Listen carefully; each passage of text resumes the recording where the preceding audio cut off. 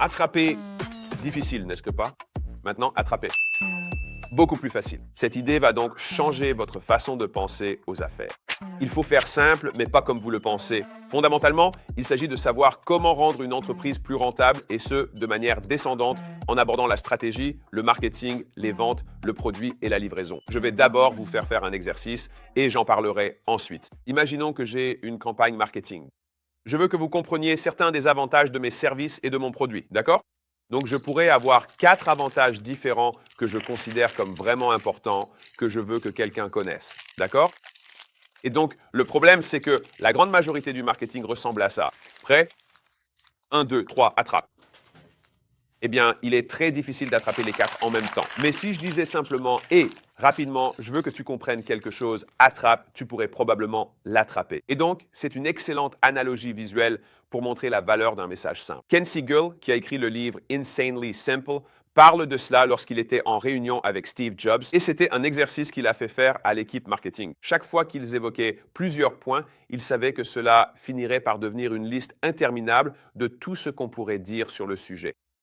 On n'avait pas assez réfléchi stratégiquement à l'essentiel. Leur devise, que j'adore, c'est « trouver l'argument le plus convaincant et communiquez-le avec un maximum d'impact ». Retenez bien ceci. Concentrez-vous sur le point clé, puis transmettez-le de la façon la plus percutante. 1000 chansons dans votre poche, n'est-ce pas? Je pense que c'est une discipline qui doit être adoptée de manière généralisée, du sommet à la base. Ça doit venir du propriétaire, du PDG ou du fondateur, bref, de celui qui décide pour l'entreprise. Parce que ce niveau de simplicité, en fait, demande plus de travail que la complexité. Le plus fou, c'est que la complexité demande moins d'efforts que la simplicité, car la complexité est le fruit d'une réflexion paresseuse.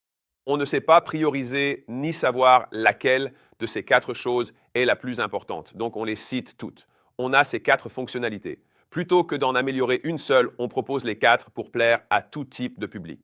Mais la plupart des grandes idées d'entreprise, à mon avis, sont à l'opposé de ce que l'on ferait naturellement. Parce que si les instincts naturels des gens les amenaient à faire ce qui rend les entreprises prospères, alors la plupart des gens auraient des entreprises qui réussissent. Et c'est tout sauf vrai. Et donc, c'est la contrainte de s'obliger à dire non, il y a 3 choses ici. Il y en a une qui est plus importante que les autres. Continuons d'affiner ou reformuler le langage pour rendre ce point plus convaincant. Et vous vous dites, d'accord, ça ne s'applique qu'au marketing, non? Non, ça s'applique partout. Réfléchissez-y. Si vous identifiez cette promesse centrale ou cette fonctionnalité clé, cela oriente notre stratégie produit. Quelle fonctionnalité développer? Quel service allons-nous proposer? Si nous n'avions qu'une seule chose à accomplir, ne passerions-nous pas énormément de temps à essayer de la rendre vraiment exceptionnelle? Regardez Raising Cane's, par exemple. Le restaurant de poulet. Ils ont 7 ingrédients sur le menu. En fait, ils ont le minimum d'ingrédients pour un repas. Ils ont du pain grillé, des frites, des tenders de poulet avec sauce et boisson. Ça, en fait, 7, et c'est sûrement du coleslaw ou un truc dans le genre. Ce que je veux dire, c'est que quelqu'un pourrait leur dire « Hé, avez-vous pensé à ajouter un 8e élément? » Oui, ils y pensent déjà. Mais savoir que c'est l'essentiel. En une seule action, atteindrions-nous tous nos objectifs? Je pense que c'est une question très puissante. Frank Slootman, qui a écrit Snowball, en parle. Il explique que beaucoup d'entreprises ont de multiples objectifs et sombrent dans le cauchemar des sous-objectifs. Il dit que si l'on ne peut identifier la priorité absolue de l'entreprise, alors le PDG a échoué dans sa mission. Et j'en suis coupable aussi. Je ne dis pas ça en me plaçant de haut. Je documente simplement ma propre réflexion plutôt que de faire un sermon. Quelle est cette chose qui, si elle devenait vraie dans 12 mois, changerait tout pour notre entreprise? C'est intéressant. Demandez-vous quelle chose devrait être vraie. Par exemple, posséder notre propre canal d'acquisition changerait tout. Si seulement nous avions un excellent vivier de talent pour notre entreprise de CVC, pour de nouveaux techniciens. Si nous faisions simplement cela d'ici la fin de l'année, cela changerait absolument tout pour nous. Si nous pouvions passer de 90 à 30 jours de délai de trésorerie pour chaque vente réalisée, cela transformerait véritablement tout. En faire la condition sine qua non devient l'objectif prioritaire parce que même avec d'autres buts secondaires, si vous réussissez le premier, les autres deviennent probablement sans importance. Deuxièmement, dès le premier objectif atteint, les objectifs 2, 3 ou 4 auront changé. Avec vos nouvelles ressources, Vous décidez de variables avant même que le contexte n'évolue à cause des décisions que vous prenez. L'une des parties les plus difficiles et les plus sournoises, c'est qu'une fois cette décision prise, comme définir une priorité, tout le monde s'y met et chaque département s'efforce de rendre cette chose réelle dans notre univers pour l'entreprise. Parfois, les solutions prennent du temps. Parfois, il faut accepter la douleur d'un pont non construit sans en bâtir un second. Alors, disons que vous savez cela. Prenons l'exemple du technicien. On se dit que le téléphone n'arrête pas de sonner et qu'on pourrait se développer si on n'avait plus de talent pour assurer la prestation, n'est-ce pas? Si vous êtes dans cette situation, une fois conscient, vous pourriez lancer une sorte de recrutement ou une initiative. En sollicitant vos différents réseaux, vous trouveriez des techniciens ou des stagiaires, n'est-ce pas? Mais après un mois, il se peut que rien de tout cela ne se soit encore concrétisé. C'est-à-dire que vous n'aurez peut-être pas ce surplus de nouveaux talents dans l'entreprise, n'est-ce pas? Si cette chose se réalise dans un an, tout le reste importe peu. La partie difficile, et c'est une leçon que je partage publiquement pour m'y tenir, c'est que parfois, il faut laisser les petits feux brûler. C'est que parfois, on pourrait, et d'ailleurs on le fait parfois, et j'en suis coupable. Je vais lancer une vraie solution de fond à un gros problème. Si on fait ça, c'est la clé et on va cartonner. Mais ensuite, parce que je suis impatient et humain, je me dis 30 jours plus tard, oh mon Dieu, ce n'est toujours pas résolu. Ensuite, je voudrais essayer de le résoudre d'une autre manière, alors qu'en réalité, essayer de le résoudre de 2 ou 3 façons différentes détourne les ressources de la méthode efficace mais longue. Je préfère miser sur les paris sûrs, sur le levier le plus élevé pour mon entreprise, plutôt que de faire plein de petits paris qui pourraient marcher ou pas. Parce que le problème, c'est que c'est la mort par 1000 coupures de papier. Et donc, c'est cette chose unique qui simplifie aussi ce que tout le monde fait. C'est donc un processus de réflexion stratégique de très haut niveau.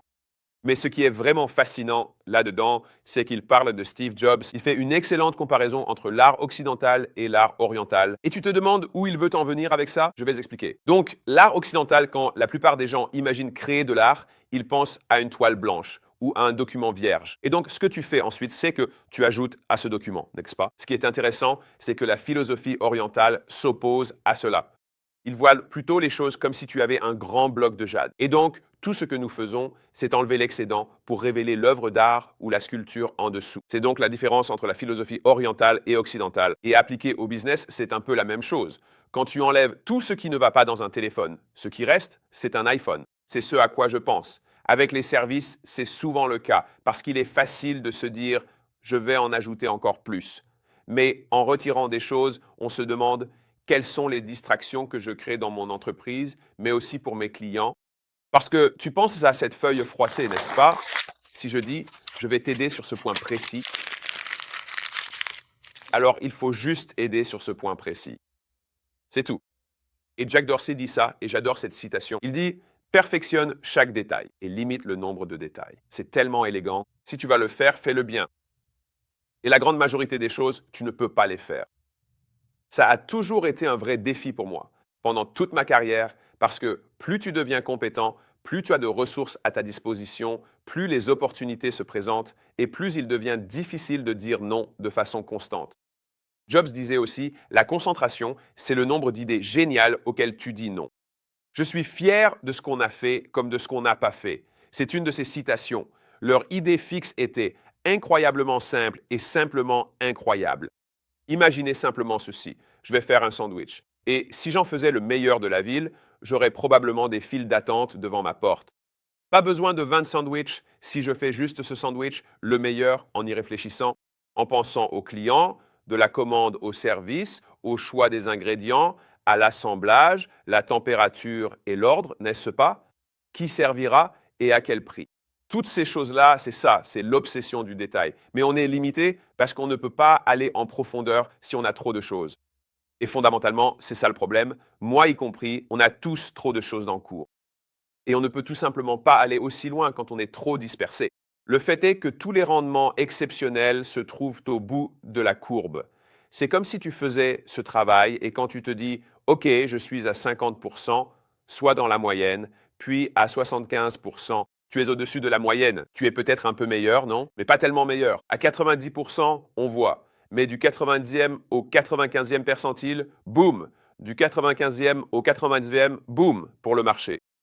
Qui est celui dont les gens ne peuvent s'empêcher de dire du bien, n'est-ce pas? Alors, quels sont ces need to believes. Quelle action unique ferait croître mon entreprise?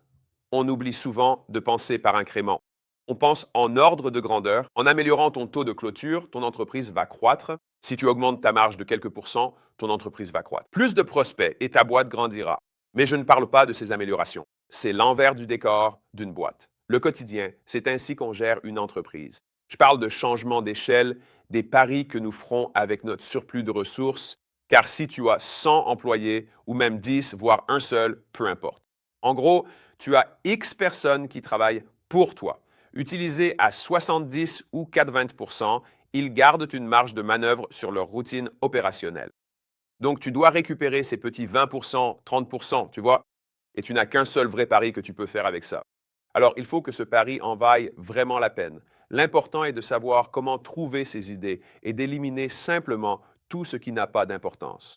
J'essaie d'inverser mon processus de réflexion ainsi, c'est très similaire à l'inversion de Munger. Par exemple, si je voulais détruire mon entreprise, qu'est-ce que je ferais? C'est vraiment une perspective puissante. Autre perspective, jusqu'où simplifier tout en gardant un bon résultat. Et non seulement que ce soit bien, mais voir l'améliorer. Voici un exemple concret. Dans les jeux scolaires, on multipliait les appels et on s'impliquait davantage dans la communauté. On en avait 3 par semaine et du contenu s'y ajoutait.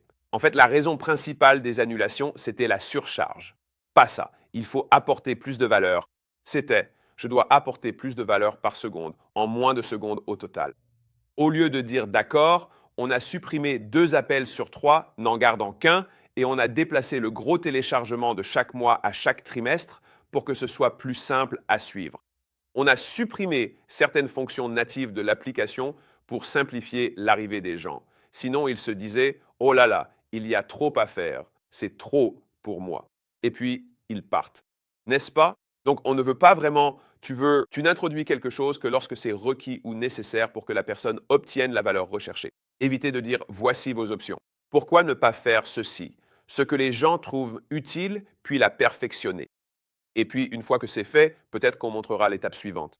Si l'on adhère vraiment à cette idéologie, comme je le fais, l'inversion est ce qui a guidé nombre de mes décisions stratégiques. Et je réfléchis de plus en plus souvent de cette façon. Si je n'arrive pas à identifier quelle est la priorité, je ne fais pas mon travail et dois y réfléchir davantage. En effet, se focaliser sur une seule chose s'avère être la stratégie la plus efficace. Tu veux réduire les coûts, tu veux améliorer tes marges, focalise-toi sur un seul projet. Il y a moins à faire. Cela demande moins de réunions car c'est l'unique priorité. Et avec un seul objectif, moins de monde suffit. Tu as juste un tout petit groupe de personnes très intelligentes. Et fondamentalement, c'est comme ça que ces produits commencent à s'organiser. Et la façon la plus simple de gâcher un projet comme celui-ci, c'est de lui accorder trop de temps. Et donc, si c'est simple, tu peux le faire plus rapidement. En 12 semaines, ce qui est fou là-dedans, c'est que tu peux réaliser des projets même à l'échelle de grandes entreprises car tu as plus de ressources. Alors, il suffit de se demander quelle est la seule chose qui compte le plus. En cas de doute, que puis-je supprimer en gardant de la valeur? Si je sais ce que c'est, jusqu'où l'étudier? Si cette seule chose se réalisait d'ici la fin de l'année, le reste deviendrait insignifiant. Ils importeraient un peu, ça réduit le bruit. Mais il faut adhérer à cette philosophie sans réserve. Genre, il faut y croire. Jusqu'aux os, parce que vous pensez être dépassé. Votre équipe l'est 10 fois plus, car sans direction claire et avec vos priorités contradictoires, ils sont totalement perdus. Et donc, avoir ce focus sur une seule chose est facile à communiquer. Les gens s'en souviennent. C'est juste une feuille de papier froissée, non? C'est facile à vendre car c'est unique et vous pouvez rendre ce point très convaincant. En livrant un produit, vous perfectionnez simplement ce seul résultat. Beaucoup d'agences marketing élargissent sans cesse leur champ d'action et ajoutent toujours plus de services divers, n'est-ce pas? Pour une entreprise à forte valeur ajoutée servant le Fortune 100, le cas d'usage diffère. Car pour elle, l'essentiel, c'est l'intégration totale. C'est l'enjeu majeur pour cette entreprise. S'ils avaient quelqu'un pour soutenir leur activité à l'échelle mondiale, ce serait alors notre défi majeur à résoudre. Pour beaucoup d'entreprises, c'est simple. Apporter des prospects régulièrement suffit. Inutile d'offrir d'autres services ou avantages, car si vous faites la seule chose qui compte, le reste importe peu. Je me souviens qu'au lancement de Gym Lounge, quelques proprios de salles nous ont contactés. Et on pourrait s'appeler On leur explique qu'on améliore le produit, mais ils nous ont coupé. On a juste besoin de prospects. Il nous en faut plus, c'est tout. Par exemple, si vous nous donnez simplement plus de pistes, nous serons heureux. Et donc, c'était un de ces moments où, tu sais, c'est comme on dit, c'est l'économie idiot. C'est un peu comme le présent. Si tu règles simplement ce qui compte. Si j'insiste, c'est que je me le répète à moi-même. Et si tu y réfléchis, j'adore cette citation.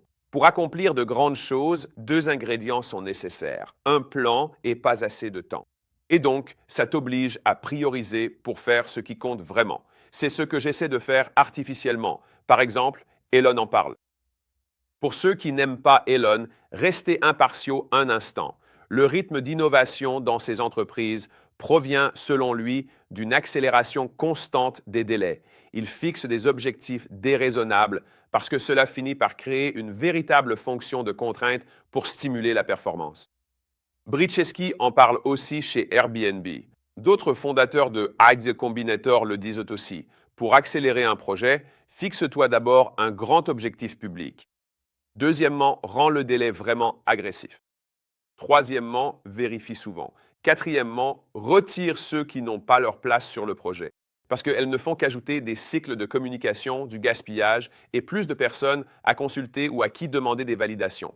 Osez parier et sachez aussi parfois vous séparer de certaines personnes, c'est-à-dire les laisser travailler, les laisser faire, tu vois.